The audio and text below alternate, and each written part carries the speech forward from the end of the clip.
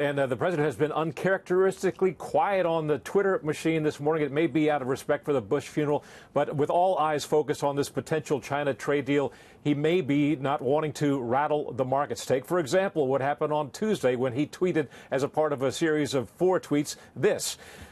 "I am a tariff man," he said. "When people or countries come in to raid the great wealth of our nation, I want them to pay for the privilege of doing so." Well, not long after that, as you just said, the market dropped 800 points. So we're watching the markets very, very closely, which open in just under a half hour from right now.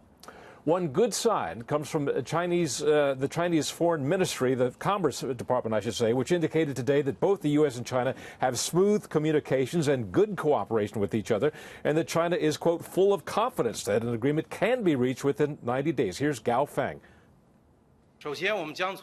First of all, we will start with agricultural, energy, and auto products to immediately implement the details of the consensus reached between the two sides.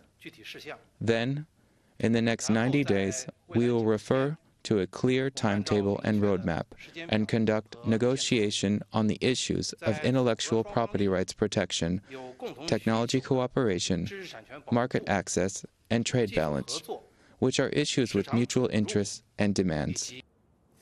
Another couple of wild cards in the markets. News of the arrest in Canada of the chief financial officer of China's huge Huawei telephone company. Her name is Meng Wanzhou, and she was arrested for violating sanctions against Iran and is expected to be extradited to the United States, China demanding Meng's immediate release.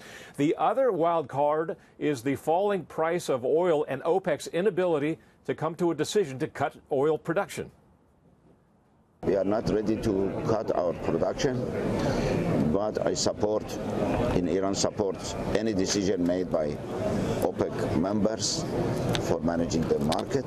But Iran, during the period of imposed sanction, is not fair to reduce anything more.